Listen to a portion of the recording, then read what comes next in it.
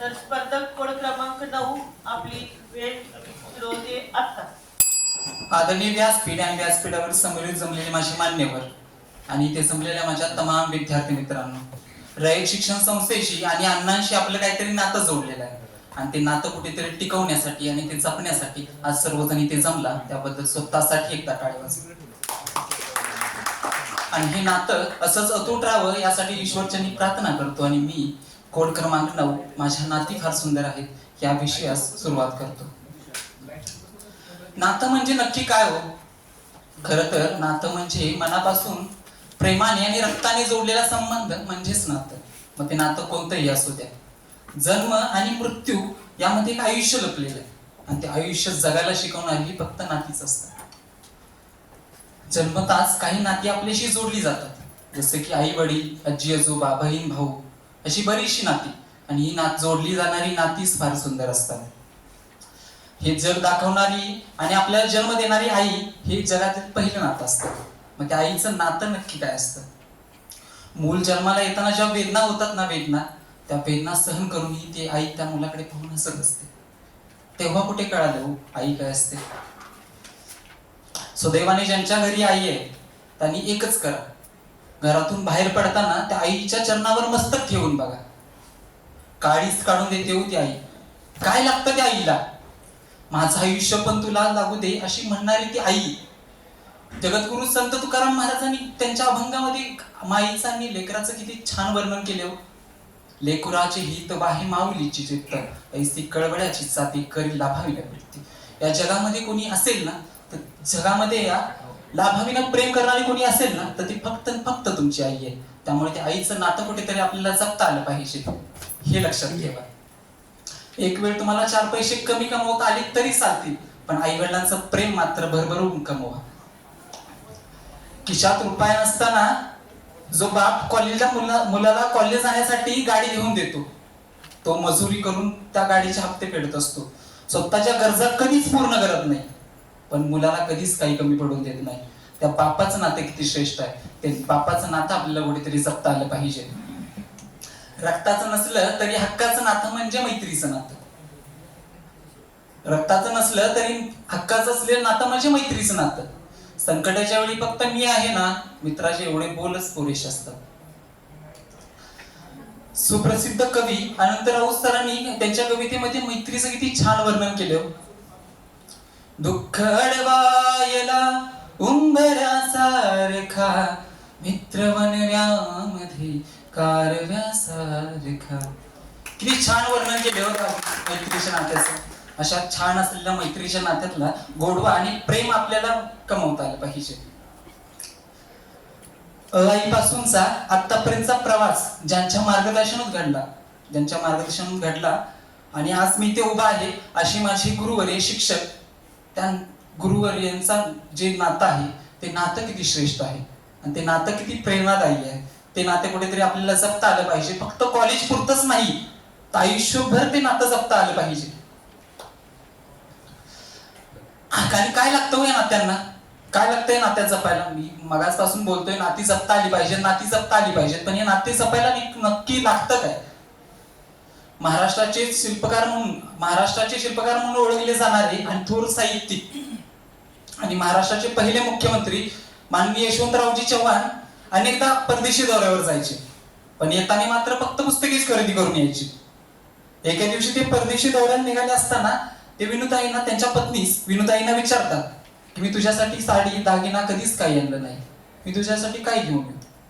तेव्हा विनुताई समोर येतात आणि साहेबांना एकच वाक्य बोलतात, काही नको, तुम्ही सुखरूप आणि लवकर परत घरी या. काय लागतं नाती जपायला? आपुलकीचे काही बोलच फक्त नाती जपायला पुरेसे असतात. महागडी गिफ्ट्स लागतात असं नाही. नाती जपायला फक्त कौतुकाचे काही बोल ही पुरेशी नाती जपून जातात. जन्माला जरी आपण मोकळे आलो असलो ना, तरी जाताना मात्र नाती आणि नात्यातलं प्रेम कमवून जाता पाहिजे. कारण शेवटच्या श्वासापर्यंत आणि स्मशानभूमीच्या दारापर्यंत कोणी साथ देणार असेल तर ती फक्त जीवाभावाची नाती असतील. त्यामुळे जाता जाता माझे आयुष्य खूप सुंदर आहे या स्वरचित कवितेतील मी 2 ओळी सांगण्याचा प्रयत्न करेन. आयुष्याची सांगड घालत नात्यात गुंतत गेलं पाहिजे. आयुष्याची सांगड घालत नात्यात गुंतत गेलं पाहिजे. आणि काही नाही करता आलं ना तरी साहेब फक्त नातं जपता आलं पाहिजे. फक्त नातं जपता आलं पाहिजे. धन्यवाद. जय हिंद, जय महाराष्ट्र, जय कर्नाटक. कोड क्रमांक 9 साठी लागलेला वेळ आहे 5 मिनिट 6 सेकंद. पुढील स्पर्धक कोड क्रमांक 18 समोर यायचंय. कडेला जावं एकदम.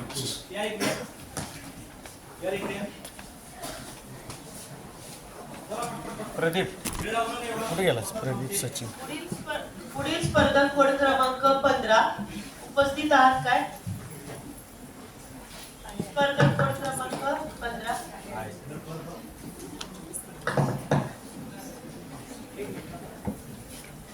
चला पटकन बसा.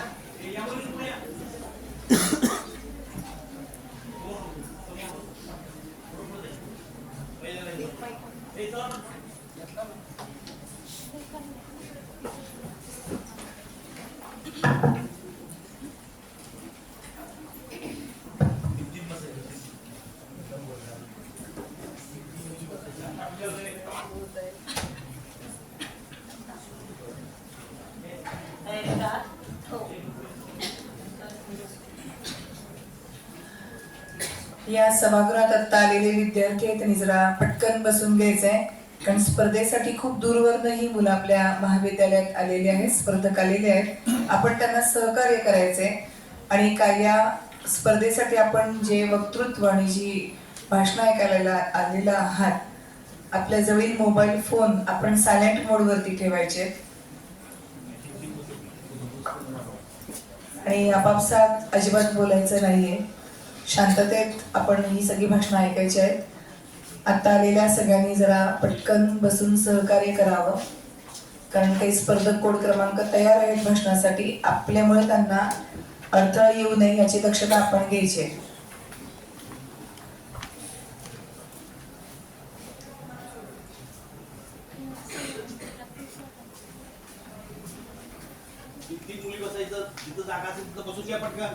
वेळ लावायची नाही अजिबात. दाराजवळ जे प्राध्यापक आहेत, माझी त्यांना विनंती राहील की आता आलेल्या विद्यार्थ्यांना आपण पटकन बसून घ्यावं. चला पटकन बसून घ्या. इथे ट्रिपल सीट लावाय. वेळ लावायची. स्पर्धक कोड क्रमांक 18 तुमची वेळ सुरू होते आता. प्रताप पुरंदर क्षत्रिय कुलावतंस सिंहासनाधीश्वर महाराजाधिराजा श्रीमंत श्री श्री श्री छत्रपती शिवाजी महाराज की जय. जीवनामध्ये जोश आणि हृदयामध्ये आत्मविश्वास मिळवून देते ही शिवगर्जना. ज्याप्रमाणे शिवरायांच्या प्रकाशाने मावळे प्रकाशित झाले, त्याचप्रमाणे या शिवगर्जेच्या सहवासात माझा आत्मविश्वास प्रकाशित होतो. आदरणीय मान्यवर आणि श्रोते हो, मी कोड क्रमांक 18 तुमच्या समोर विषय सादर करत आहे. तू स्वयंप्रकाशित हो. स्वयंप्रकाशित होणं. स्वयंप्रकाशित होणं म्हणजे तरी काय? मी जर सूर्याच्या समोर उभी राहिले तर मी स्वयंप्रकाशित झाले का हो? मी जर माझ्या दारात संपूर्ण जगाचा प्रकाश आणून ठेवला तर मी स्वयंप्रकाशित झाले का? तर नाही. याला स्वयंप्रकाशित होणे म्हणतच नाही. स्वयंप्रकाशित होणं म्हणजे सूर्यासमोर येऊन प्रकाश अडवणे नव्हे, तर तो प्रकाश संपूर्ण जगभर पसरवणे आहे. ज्याप्रमाणे महायुद्धामध्ये श्रीकृष्णाने गीतेचे ज्ञान दिले आणि सर्वप्रथम अर्जुनाने ते घेतले आणि स्वतःच्या हृदयामध्ये असणाऱ्या युद्धावरती विजय मिळवला आणि त्यानंतरच तो महाभारतात देखील विजयी झाला. हे सगळं शक्य झालं का? तर ज्ञान. ज्ञान हे माणसाच्या आयुष्यामध्ये सर्वात महत्वाची गोष्ट आहे. ज्ञानाविना मानवाचं जीवन हे काळोखाचं आहे आणि या काळोखामध्ये मानव आणि ज्ञानव या दोघांमध्ये काहीच फरक नाहीये. मग फरक निर्माण कोण करतं? तर ते असतात इच्छा, अपेक्षा आणि स्वप्न. स्वप्न तर लहान मुलांचे, ज्यांना आकाशात उंच उडावंसं वाटतं, पण हे स्वप्न तेव्हाच पूर्ण होतं जेव्हा त्याला ज्ञानाची साथ लागते. जसं की राकेश शर्मांनी चंद्रावरती पाऊल ठेवलं. स्वयंप्रकाशित होणं म्हणजे स्वतःला स्वीकारणं, स्वतःचे मूल्यांकन करणं, स्वतःच्या चुका दुरुस्त करून योग्य ती वाटचाल करून स्वतःचा असा विकास करणं, ज्यामध्ये प्रामाणिकपणा असेल, ज्यामध्ये इतरांविषयी वाईट भावना मनात येत नाही. या जीवनाच्या प्रवासामध्ये प्रत्येकालाच उजळून निघायचं असतं, पण प्रत्येकाचं उजळणं हे वेगवेगळं असतं. आपलं उजळणं हे दुसऱ्याच्या आयुष्यातला अंधार नाहीसा करणार असेल तर त्याचं मोल खूप मोठं ठरतं, पण तेच जर उजळणं आपल्या स्वतःपुरतं मर्यादित असेल तर त्याचं मोल मात्र थिटं ठरतं. असं उजळणं हे कित्येकदा कृतकही वाटतं. ते आपल्यापुरतं खरंही हा असा अंधार आपल्याच आयुष्यातला अंधार नाहीसा करू शकत नाही. आता या निमित्तानं मला एक छोटंसं उदाहरण तुम्हाला द्यावंसं वाटतंय. एका गावामध्ये एक साधू महाराज मुक्कामाला असतात आणि ते आपल्या शिष्याला पत्र लिहितात. मग ते लिहिलेलं पत्र पोस्टल डब्यामध्ये टाकण्यासाठी गावामध्ये जातात. पण बरीच शोधाशोध केल्यानंतर त्यांना पोस्टाचा डबा काही सापडत नाही. मग तिथे लहान मुलं रस्त्यावरती खेळत असतात. त्यातल्या एका मुलाला ते विचारतात की पोस्टाचा डबा कुठे आहे बाळा, तू मला दाखवशील का? त्यावर तो मुलगा म्हणतो हो मी तुम्हाला दाखवतो. मग ते दोघं जण गावामध्ये जातात आणि तो मुलगा थोड्याच वेळात त्यांना पोस्टाचा डबा दाखवून देतो आणि ते महाराज पत्र टाकतात. त्यांचं काम संपतं. त्यानंतर त्या मुलाबरोबर परत येताना तो मुलगा त्यांना महाराजांना विचारतो की महाराज तुम्ही गावामध्ये कुठे राहता? त्यावरती ते महाराज म्हणतात मी इथेच गावाबाहेरच्या एका देवळामध्ये मुक्कामाला आहे. तिथे मी सर्वसामान्यांना मोक्षाचा मार्ग दाखवतो. तू पण तिथे ये, तुलाही मोक्षाचा मार्ग दाखवेल. त्यावर तो मुलगा त्यांना म्हणतो महाराज तुम्हाला गावातला साधा पोस्टाचा डबा ठाऊक नाही, त्यावर तुम्ही मला कोणता मोक्षाचा मार्ग दाखवणार आहात? पण नकळत का होईना पण त्या मुलाने दिलेल्या उत्तरानं महाराज निवृत्त होतात. मला सांगायचं इथे एवढंच आहे की आयुष्याची योग्य अशी वाटचाल दाखवायला एका मार्गदर्शकाची गरज असते आणि आपले आई वडील, शिक्षक, आपले आदर्श हे आपल्याला वेळोवेळी मार्गदर्शन करतच असतात. असेच एक उत्तम मार्गदर्शक म्हणजे महात्मा गौतम बुद्ध. अत्तदीप भव हा त्यांनी दिलेला संदेश जो जगाला सांगतो स्वयंप्रकाशित व्हा, स्वतःचा मार्ग स्वतः निवडा आणि तो समृद्ध देखील करावा. पण आपलं वागणं बोलणं सत्याच्या मार्गावरती आहे का रे? कर्म सिद्धांत हा प्रत्येक धर्मामध्ये मांडलेला आहे. आपण जे काही आयुष्यामध्ये मिळवतो ते आपण प्रामाणिकपणाच्या नाहीतर सत्याच्या मार्गावरती मिळवलेलं असावं. संत तुकाराम महाराज म्हणतात जोडून या धन उत्तम व्यवहार. आता हा स्वतःचा मार्ग निवडायचा तरी कसा? तर स्वतःला समजून. जगाला समजण्याआधी पहिलं स्वतःला स्वीकारावं लागतं. जगाचे अडथळे दूर करण्याआधी पहिलं आपल्या मनाला स्वीकारावं लागतं. याचाच अर्थ तुम्ही जसे आहात तसं स्वतःला स्वीकारा. जगाने कितीही म्हणू दे तू सुंदर नाही, परंतु रोज आरशासमोर उभं राहून एकच गोष्ट सांग तू या जगापेक्षा सुंदर आहेस म्हणून. माझ्या अडचणींनी मला विचारले हा प्रकाश काय करतेस तू सूर्य तर बनणार नाहीस. हा प्रकाश काय करतेस तू सूर्य तर बनणार नाहीस. त्यावेळी तिला हसून म्हणलं मला सूर्य बनण्याची गरजच नाही, कारण मी तो चंद्र आहे जो प्रकाशाच्या सानिध्यात राहून प्रकाशित होऊन जीवनामध्ये योग्य तो बदल घडवत आहे. यावेळी मला यासाठी इथे हे सांगायचं आहे मला प्रकाश निर्माण करण्याची गरज यामुळे आहे कारण मी ती गंगा आहे, ती भूमी आहे आणि ते जीवन आहे जे जीवनामध्ये योग्य ते कर्म करत राहील आणि योग्य तो बदल घडवत राहील. मला इथे हे तुम्हाला सांगावंसं वाटतंय की हातामध्ये दिवे घेऊन रस्त्यावर नारेबाजी करत आपण कुठून आणणार आहात प्रकाश? जर या समाजामध्ये पुरुष प्रधान समाजामध्ये एकाही स्त्रीवर अत्याचार आणि अन्याय नाही झाला पाहिजे. मानवाचं जीवन हे फुलपाखरासारखं असतं. पाण्याच्या थेंबा इतकं त्याचं कर्म असतं, तरी पण माणसाचं वागणं आणि बोलणं हे कृतज्ञ असतं. आपण ज्या समाजात राहतो त्या समाजाकडे दुर्लक्ष करून समाजाकडूनच आपण अपेक्षा ठेवतो की ह्या पूर्ण झाल्या पाहिजेत. राजकारण आहे, शिक्षण आहे, समाज आहे, तंत्रज्ञान आहे, आधुनिकीकरण आहे, या सर्व गोष्टी आपल्या आयुष्यात आहेत.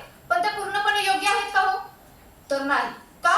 कारण त्यामध्ये राहणाऱ्या व्यक्तीच या पूर्णपणे स्वयंप्रकाशित नाहीयेत, ते योग्य मार्गावरती नाहीयेत. आता तुम्हीच मला इथं सांगा जर त्यावेळी माजी पंतप्रधान डॉक्टर मनमोहन सिंग हे जर त्यावेळी पदावरती नसते तर आपल्या भारताची अर्थव्यवस्था टिकली असती का हो की डगमगली असती? जर भारताचे माजी राष्ट्रपती डॉक्टर APJ अब्दुल कलाम जर त्यावेळी पदावरती नसते तर आपली ही जो जगाच्या कानाकोपऱ्यात पोहोचली असती. एवढंच काय जर मानवता विकासासाठी मानवतेच्या मार्गावरती रतनजी टाटा चालले नसते तर आधी त्यांच्याविषयी इथे विषय मांडण्यात आला असता. अहो एवढंच काय जर भरल्या ताठावरती अपमानाची ठोकर लागली नसती आणि आपल्या पत्नीच्या डोळ्यामध्ये अश्रू आले पाहिले नसते तर आपल्याला कर्मवीर भाऊराव पाटील भेटले असते. आज मी इथे असतो काही संपूर्ण रयत इथे असती. मला या ठिकाणी एवढंच सांगायचं आहे की हे सगळं घडलं कारण ते व्यक्ती स्वतः स्वयंप्रकाशित होते. त्यांनी स्वतःचा मार्ग स्वतः निवडलेले होते आणि ते समृद्ध देखील केलं होतं. मित्रांनो मला इथे एवढंच सांगायचं आहे की आज जे आपण आहोत तो आपला हा प्रकाश आहे स्वयंप्रकाश. तो आपल्याला इथंच कोंडून नाही ठेवायचा तर तो वाढवायचा आहे. आज मी इथं बसलेले श्रोते आपल्या समोर बसलेले परीक्षक हे सगळे स्वयंप्रकाशित आहेत ज्ञानाने. तर हा स्वयंप्रकाश आपल्याला इथंच कोंडून नाही ठेवायचा तर जगभर पसरवायचा आहे आणि सर्वांना एकच संदेश द्यायचा आहे ते म्हणजे तू स्वयंप्रकाशित हो. एवढं बोलून मी माझे 2 शब्द इथेच संपवते. धन्यवाद. कोड क्रमांक 18 साठी लागलेला वेळ आहे 6 मिनिट 54 सेकंद. पुढील स्पर्धक कोड क्रमांक 15 पुढे.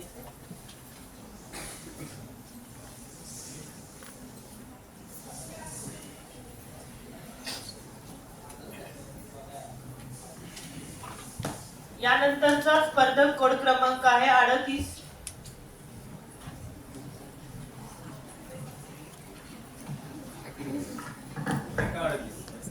आहे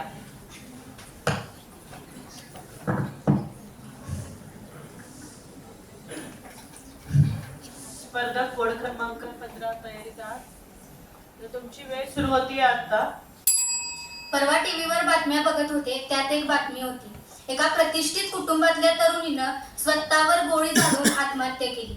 प्रकरणाचा तपास सुरू झाला आणि त्यानंतर असं लक्षात आलं की ती तरुणी मोबाईलवर फोटो काढून आपल्या प्रियकराला पाठवत होती. मोबाईलमध्ये ती एवढी मग्न होती की फोटो काढण्यासाठी मोबाईलचं बटन दाबण्याऐवजी तिनं बंदुकीचं बटन दाबलं आणि स्वतःचा एक फोटो भिंतीवर चिकटवून गेली. मित्रो, हा तपास करणं शक्य झालं तो केवळ सीसीटीव्ही कॅमेरामुळे, ज्यात हे सगळं स्पष्ट दिसत होतं. मोबाईलमुळे मृत्यू झाला हा आहे तंत्रज्ञान विकासाचा तोटा आणि सीसीटीव्ही कॅमेरामुळे तपास करणं सोपं झालं हा आहे तंत्रज्ञान विकासाचा फायदा. विषयाची ओळख झालीच असेल. नमस्ते ज्ञाते वक्ते आणि रसिक श्रोते हो, मी कोड क्रमांक 15 व्यासपीठावर विषय मांडते आहे तंत्रज्ञानाच्या आग्रहात हरवली जीवनमूल्य. तंत्रज्ञान म्हणजे काय? वैज्ञानिक ज्ञानाचा मानवी जीवनाची व्यावहारिक उद्दिष्टे साध्य करण्यासाठी केलेला उपयोग म्हणजे तंत्रज्ञान. आज सर्वच क्षेत्रात तंत्रज्ञानाचा होत असलेला वापर समजून घेण्यासारखा आहे, पण त्याचा होत असलेला आग्रह हे मात्र न उलगडणारे कोडे आहे. मित्रो, आज कला, क्रीडा, कृषी, आरोग्य अशा सर्वच क्षेत्रात तंत्रज्ञानाचा फार अत्यंत महत्त्वाचा वापर होतोय, पण त्याचा आग्रह कुठेतरी थांबला पाहिजे. आता आग्रह म्हणजे काय? आता परवाच बघा, मी माझ्या मैत्रिणीच्या घरी जेवायला गेले. जेवण फार सुंदर होतं, पण पुरेसं जेवण झालं असता तिच्या आईनं आग्रहास्तव दिलेली जास्तीची अर्धी पोळी मला फार महागात पडली. नासाडी ही त्या पोळीची देखील झाली आणि माझ्या पोटाची देखील. मित्र, कोणत्याही साधनाचा आपल्या गरजेनुसार वापर करणं ठीक आहे, पण त्या साधनाचा जास्त वापर करणं किंवा आग्रह करणं हे चुकीचं आहे. कारण आग्रह हा केवळ साधनावरच नाही तर साधन वापरणाऱ्यावर सुद्धा परिणाम करतं. पूर्वी बाळ रडत असेल किंवा बाळाला झोपवायचं असेल, आई अंगाई गायची आणि आज तीच आई बाळाच्या हातात मोबाईल देऊन बाळाला शांत करते. बाळासाठी गायलेली अंगाई ही बाळाची गरज होती आणि आज हातात दिला जाणारा मोबाईल हा आग्रह नाहीये का? कॅल्क्युलेटरचा शोध लागला हे ठीक आहे, पण लहान मुलं देखील आज बेरीज वजाबाकी करण्यासाठी कॅल्क्युलेटरचा वापर करतात. हा आग्रह नाहीये तर काय आहे? मित्र, तंत्रज्ञानाच्या विकासानं कलेला वाव मिळाला, पण याच विकासानं आज जातीवंत कलाकाराच्या कलेला मात्र ठेच पोहोचली. कृषी क्षेत्रात झालेला तंत्रज्ञानाचा विकास अत्यंत महत्वाचा आहे, पण याच विकासानं केलेल्या कृत्रिम उत्पादनाकडे दुर्लक्ष करून चालणार नाही. सर, आरोग्य क्षेत्रात आज तंत्रज्ञानाचा विकास झाला नसता तर कोरोना सारख्या महामारीतून आपण बाहेर पडू शकलो असतो का?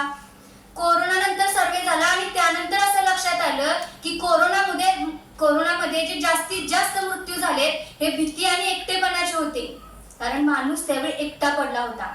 गरज कोणत्याही तंत्रज्ञानाची नव्हती, तर गरज होती ती आपल्या माणसानं घाबरू नको मी आहे हे म्हणण्याची.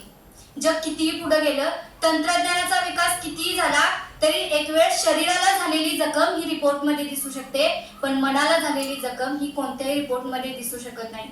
त्यासाठी आपलं माणूस जवळ असावं लागतं. हाय हॅलो स्वीट ड्रीम याला बरंच स्पीड आहे. हाय हॅलो स्वीट ड्रीम याला बरंच स्पीड आहे. नातलगांच्या शिष्टाचाराची खरी आज नीड आहे. मित्रो, असं म्हणलं जातं, मित्रो, माणसाला जगण्यासाठी कोणत्या मूल्यांची गरज आहे? प्रेम, मैत्री, माणुसकी, भावनिक आधार. बस मान्य आहे, माणूस ऑक्सिजन शिवाय जगू शकत नाही. तंत्रज्ञानाच्या जोरावर तुम्ही ऑक्सिजन द्याल हो त्याला, पण अजून असं कुठलंच तंत्रज्ञान आलं नाही जे माणसाला प्रेम देऊ शकतं. आणि हे विधान खोटं करण्यासाठी आज तंत्रज्ञानाच्या जोरावर माणसाने माणसासारखा दुसरा माणूस निर्माण केला. याचे एक उदाहरण म्हणजे AI गर्लफ्रेंड, जी माणसासारखी दिसते आणि माणसासारखं प्रेम करते. शक्य तरी आहे का? अहो, या तंत्रज्ञानानं प्रेम, मैत्री, माणुसकी सगळं हिरावून घेतले. पण मग तंत्रज्ञानाच्या जोरावर माणसासारखा माणूस निर्माण करून एका स्त्रीचं मातृत्व जुगारून घेण्याचा अधिकार ना मला आहे, ना तुम्हाला आहे, ना या तंत्रज्ञानाला आहे. मित्र हो, पूर्वी हॉटेलमध्ये वेटरचं काम करण्यासाठी माणूस असायचा. आज मोठमोठ्या हॉटेलमध्ये वेटरचं काम करण्यासाठी रोबोट आहे. मला सांगा, आज मी इथं बोलते, समोर बसलेले सगळे रोबो आहेत. कोणाचा प्रतिसाद जास्त चांगला वाटेल? माणसाने केलेला की रोबोने केलेला? तंत्रज्ञान माणसाची जागा घेऊ शकत नाही. ते त्याच्या कामाची जागा घेईल, माणसाचं काम हिसकावून घेईल, पण माणसाची जागा कधीच कुठलंच तंत्रज्ञान घेऊ शकत नाही. मग ते तुमची AI गर्लफ्रेंड असो व हॉटेलमध्ये काम करण्यासाठी ठेवलेला रोबो असो. संयोजकांचं मी मनापासून आभार मानते की त्यांनी तंत्रज्ञानाच्या आग्रहात नष्ट झाली, नाश पावली असं न म्हणता तंत्रज्ञानाच्या आग्रहात हरवली हा शब्द वापरला. कारण नष्ट झालेली, नाश पावलेली गोष्ट पुन्हा निर्माण होऊ शकत नाही, बा हरवलेली प्रत्येक गोष्ट ही शोधली तर सापडते. फक्त ती कुठंतरी शोधण्याचा प्रयत्न केला पाहिजे. मित्रो, तंत्रज्ञान वाईट आहे, तंत्रज्ञानाच्या विकासाने जग बिघडलं असं मी अजिबात म्हणणार नाही. अहो, 7 समुद्रापार गेलेल्या नात्यांची गळाभेट घेणं जेव्हा शक्य नव्हतं, तेव्हा त्याच नात्यांची डोळाभेट घडवून आणणारं तंत्रज्ञान कसं काय वाईट असेल? तंत्रज्ञान ही एक काळाची गरज आहे. त्याचा प्रत्येकाला वापर करावा लागेल, पण त्याचा वापर करा, आग्रह नको. जग हे स्पर्धेवर चालतं आणि या स्पर्धेच्या जगात टिकून राहायचं असेल तर तंत्रज्ञानाचा वापर हा केलाच पाहिजे. मित्रो, माणसासाठी तंत्रज्ञान बनले, तंत्रज्ञानासाठी माणूस नाही बनला. याच्यातला फरक ज्याला कळला आणि समजला त्यानं खरं तंत्रज्ञानावर नियंत्रण ठेवलं. तंत्रज्ञानाच्या आग्रहात हरवलेल्या जीवन मूल्यांवरती भाष्य करताना आमच्या कोल्हापूरचे कविवर्य शशिकांत मगर म्हणतात, माणसाला माणूस नात्यानेच टाय करावा लागेल. माणसाला माणूस नात्यानेच टाय करावा लागेल. हृदय जोडणाऱ्या तंत्रज्ञानाचा वायफाय मात्र भरावा लागेल. तंत्रज्ञान पळत राहील, नको व्हायला आता लेट. तंत्रज्ञान पळत राहील, नको व्हायला आता लेट. माणुसकीचे सॉफ्टवेअर वेळीच करा अपडेट. माणुसकीचे सॉफ्टवेअर वेळीच करा अपडेट. धन्यवाद. जय हिंद, जय महाराष्ट्र. कोड क्रमांक 15 साठी लागलेला वेळ आहे 6 मिनिट 35 सेकंद. 6 minute 35 second.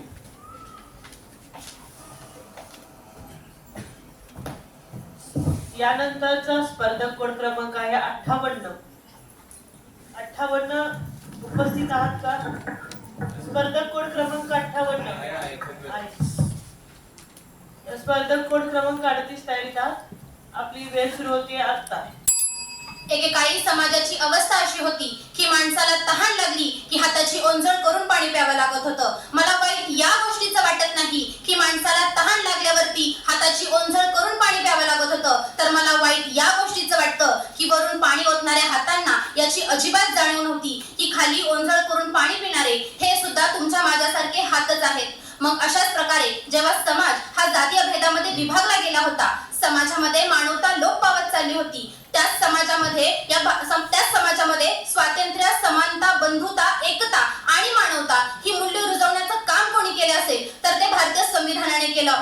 खरं तर माणूस आजारी पडला की त्याला डॉक्टरांची आवश्यकता असते, पण ज्यावेळेस समाज आजारी पडायला लागला होता, समाजामध्ये अनेक समस्या निर्माण व्हायला लागले होते, त्याच समाजामध्ये भारतीय संविधानाने गेल्या 75 वर्षामध्ये अनेक शस्त्रक्रिया केल्या आणि त्यामुळेच आज हा मूल्यावर्धित समताधिष्ठित समाज उभा राहू शकलेला आहे.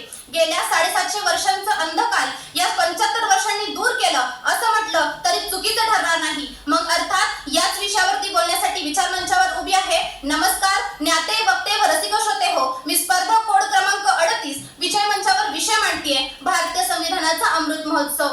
खरं तर विषयाची सुरुवात करत असताना मला संविधानाचा अर्थ सांगणं महत्त्वाचं वाटतं. तर संविधान म्हणजे काय? तर संविधान म्हणजे नागरिक आणि सरकार यांचे अधिकार आणि त्यांची जबाबदारी दर्शवणारा मूलभूत कायद्यांचा संच आहे. भारत एक महान आणि स्वातंत्र्य देश आहे. भारताचे संविधान जगातील सर्वात मोठा लोकतंत्राचा धर्मग्रंथ आहे आणि या महान संविधानाला बनवण्यासाठी डॉक्टर बाबासाहेब आंबेडकर आणि अनेक महामानवांना 2 वर्ष 11 महिने आणि 17 दिवस इतका कालावधी लागला. तर हा कालावधी का बरं लागला असावा? तर आपलं भारतीय संविधान हे अनेक देशांच्या संविधानाच्या मूल्य आणि तत्वांच्या आधारावर तयार करण्यात आलेलं आहे. जसं की संसदीय राज्यपद्धती ही लंडनकडून, मूलभूत अधिकार व उद्देशिका ही अमेरिकाकडून, तर राज्य धोरणाचे निर्देशक तत्वे हे USSR कडून, आणीबाणी हे जर्मनीकडून व मूलभूत कर्तव्य हे आयर्लंडकडून घेण्यात आलेली आहेत. मग अर्थातच काय, तर आपलं भारतीय संविधान हे अनेक देशांतील संविधानाचा सार आहे असं म्हटलं तर चुकीचं ठरणार नाही. खरं तर जेव्हा आपलं भारतीय संविधान प्रत्यक्षात आलं, तयार झालं, तेव्हा 395 कलमांची तरतूद त्यामध्ये करण्यात आली होती. पण काळानुसार आणि वेळेनुसार त्या आलेले आहेत.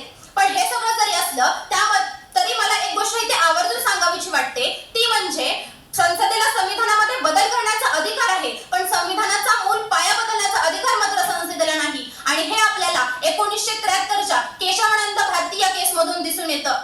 मग जेव्हा मी या संविधानाचा 75 वर्षाचा प्रवास पाहते, तेव्हा मला असं जाणवतं की सामाजिक, आर्थिक व राजनैतिक न्याय, विचार अभिव्यक्ती, विश्वास, श्रद्धा व उपासना यांचं स्वातंत्र्य देण्याचं काम कोणी केलं असेल ना, तर ते संविधानाने केलं.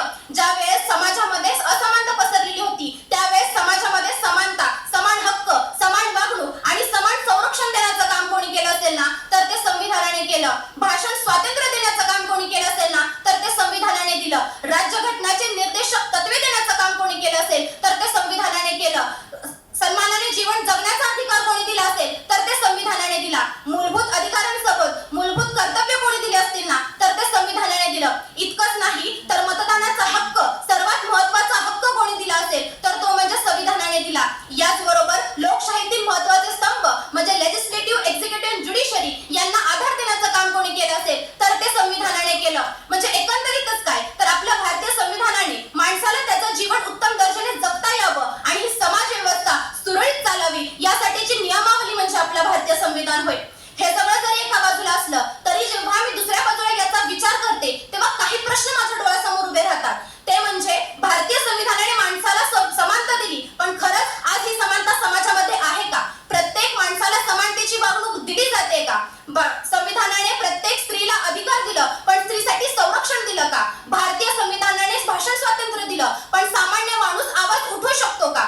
भारतीय संविधानाने 4 ते 14 वयोगटातील मुला-मुलींचे शिक्षण मोफत व सक्तीचे करण्याची तरतूद केली, पण खरंच आज हे शिक्षण तळागाळातील लोकांपर्यंत पोहोचलं आहे का? असे एक ना अनेक प्रश्न जेव्हा माझ्या डोळ्यांसमोर उभे राहतात ना, तेव्हा यावर उपाय मला एकच सापडतं, ते म्हणजे प्रत्येक नागरिकाने हे संविधानाशी एकनिष्ठ राहिलं पाहिजे. संविधान हे वाचवलं तर पाहिजे, पण संविधान वाचवण्याबरोबरच संविधान वाचलं देखील पाहिजे. जेव्हा प्रत्येक माणूस हा संविधान वाचेल, तेव्हा खऱ्या अर्थाने संविधान हे जपलं जाईल आणि ते जावं असं मला वाटतं. आणि म्हणून की काय, माननीय पंतप्रधान नरेंद्रजी मोदी यांनी हर घर संविधान हा उपक्रम या 75 वर्षानिमित्त, या अमृत महोत्सव वर्षानिमित्त राबवण्याचं ठरवलेलं आहे. जेव्हा मी विषयाच्या उत्तरार्धात वळते ना, तेव्हा मला एक गोष्ट इथे प्रकर्षाने सांगावीशी वाटते, ती म्हणजे आपले भारताचे माजी न्यायमूर्ती जस्टिस चंद्रचूड यांनी काही दिवसांपूर्वी एक मोठं पाऊल उचललं. जी न्यायदेवतेची मूर्ती होती, तिच्या डोळ्यावरती पट्टी होती, एका हातामध्ये तराजू तर दुसऱ्या हातामध्ये तलवार होती. यामध्ये एक मोठा बदल करण्यात आला आहे आणि न्यायदेवतेच्या डोळ्यांवरची पट्टी काढून तिच्या एका हातामध्ये तराजू तर दुसऱ्या हातामध्ये संविधान देण्याचं काम केलेलं आहे. खरं तर मला असं वाटतं, जेव्हा न्यायदेवतेच्या हातामध्ये संविधान असेल, तेव्हा प्रत्येक माणसाला, प्रत्येक नागरिकाला योग्य तो न्याय मिळेल आणि तो मिळावा. आणि खऱ्या अर्थाने भारतामध्ये स्वातंत्र्य, समानता, बंधुता, एकता आणि धर्मनिरपेक्षता ही जपली जाईल आणि ती जावी, इतकाच माफक आशावाद व्यक्त करते. आणि माझ्या विचारांना पूर्ण विराम देताना सेनापती बापट यांच्या शब्दात इतकंच म्हणू इच्छिते, हे हात उचलुकलेले दगडांच्या वर्षावाला, रोखाते लावा कार्याला, या देशाच्या प्रगतीला. हे बंद करा उत्पात, थांबवा आपुला घात, सामर्थ्य न जावं व्यर्थ काहीसा अर्थ येऊ दे रे. हा देश माझा याचे भान जरासे राहू दे रे. हा देश माझा याचे भान जरासे राहू दे रे. मनपूर्वक धन्यवाद. कोड क्रमांक 38 साठी लागलेला वेळ आहे 6 मिनिट 9 सेकंद.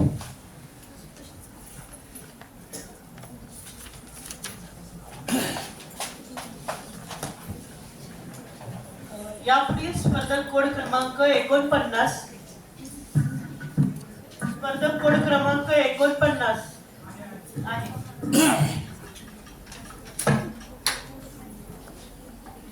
स्पर्धक कोड क्रमांक 58 तयारीत आहे. तर आपली वेळ सुरू होतीये आता. नमस्कार मित्रांनो, असत्याला सिद्ध होण्यासाठी बाह्य प्रकाशाची गरज असते, परंतु सत्य मात्र स्वयंप्रकाशित असतं.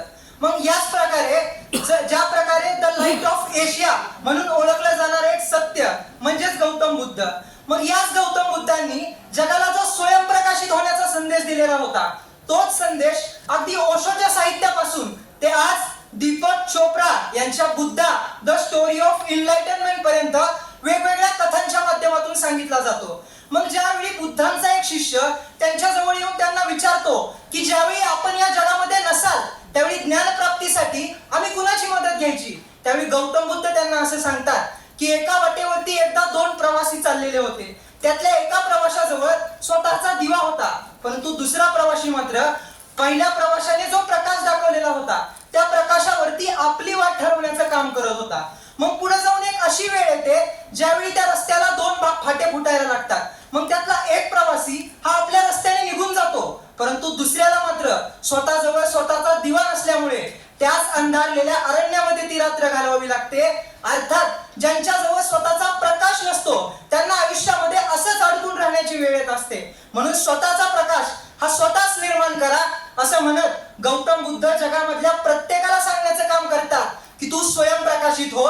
म्हणून आज या अंधारलेल्या जगामध्ये पिचलेल्या मनांना, तुटलेल्या स्वप्नांना आणि फुटलेल्या काळजांना त्यांच्या आतल्या प्रकाशाची जाणीव करून देत अंधारावरती प्रहार करण्यासाठी आपल्या समोर उभा आहे. नमस्कार, मी कोड क्रमांक 58 विषय मांडतोय, तू स्वयंप्रकाशित हो. मित्रांनो, जपानी हायकू कवी मात्सुओ बाशो असं म्हणतो की शहाण्यांच्या पावलांवरती चालू नका, फक्त त्यांनी जे सत्य शोधलंय ते सत्य शोधण्याचा प्रयत्न करा.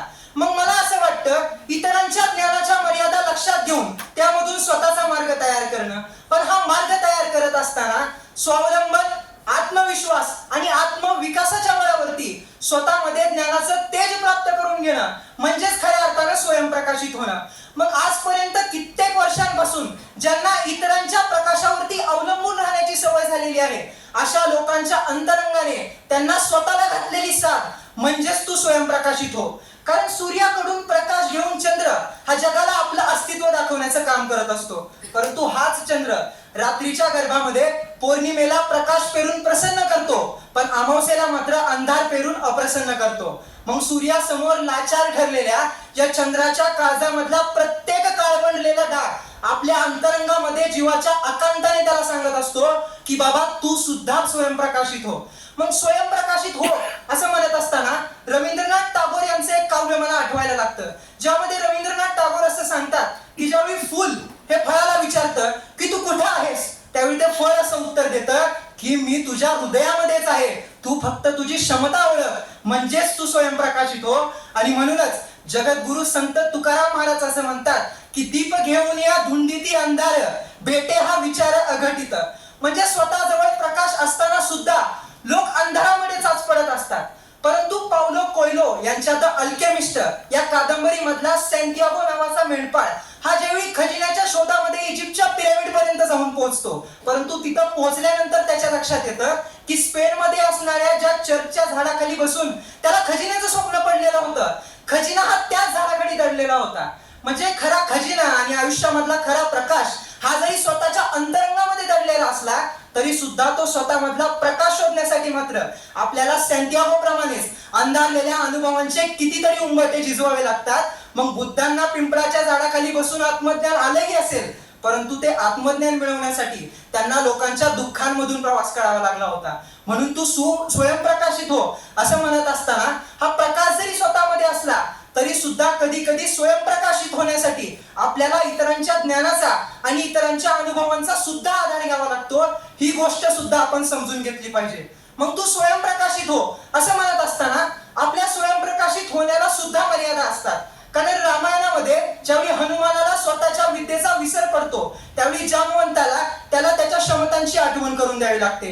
तर अखंड महाभारतामध्ये लढणाऱ्या अर्जुनाला सुद्धा वेळप्रसंगी काय करावं हे सुचत नव्हतं. अशा वेळी त्याचा प्रकाश सुद्धा हरवला होताच की, परंतु त्यावेळी त्याच्या पाठीमागे श्रीकृष्ण हा प्रकाश भरून उभा होता. परंतु तो श्रीकृष्ण आणि तो जामवंत हा प्रत्येकाच्याच आयुष्यामध्ये असेलच असं नाही. आणि म्हणूनच स्वतःहून विद्या शिकणाऱ्या एकलव्याप्रमाणे किंवा पदोपदीचा अपमान सहन करून सुद्धा केवळ स्वतःच्या सामर्थ्यावरती मृत्युंजय म्हणून स्वयंप्रकाशित झालेल्या त्या कर्णासारखं आपल्याला होता आलं पाहिजे. मग ज्यावेळी हेलन केलर नावाची एक अंध महिला स्वतःच्या अंधत्वावरती मात करते आणि एक जगप्रसिद्ध लेखिका बनून कित्येकांच्या आयुष्यामध्ये प्रकाश पेरण्याचं काम करते, त्यावेळी ती मला स्वयंप्रकाशित होण्याचं एक खूप महत्वाचं उदाहरण वाटायला लागते. मग आज सुद्धा ज्यावेळी मी पॅरालिम्पिक स्पर्धेमध्ये स्वतःच्या अपंगत्वावरती मात करत या भारत देशाला पदक मिळवून देणारे खेळाडू पाहतो, त्यावेळी मात्र सर्व काही व्यवस्थित असताना सुद्धा केवळ स्वतःच्या नाकर्तेपणामुळे आपल्या आयुष्याला अंधाराच्या गर्तेत ढकलणाऱ्यांना मला सांगावंसं वाटतं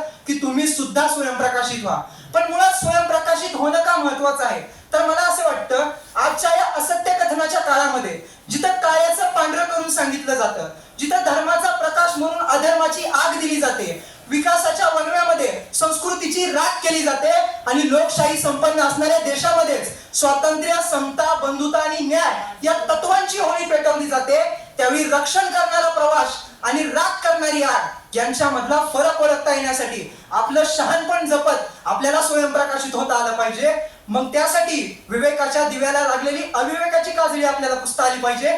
ती काजळी पुसून आपण किमान त्या काजव्या इतकं तरी स्वयंप्रकाशित होऊ, इतकाच माफक आशावाद. शेवटी शांताराम नांदगावकर यांच्या शब्दात फक्त इतकंच की जळताना मंत्र दे तू जगा जळण्याचा, दुःखाच्या तिमिरा सदैव संपवण्याचा, चैतन्य अहिंसा सत्य दयेचे तूच रूप मूर्त हो, तू स्वयंदीप हो, तू स्वयंदीप हो.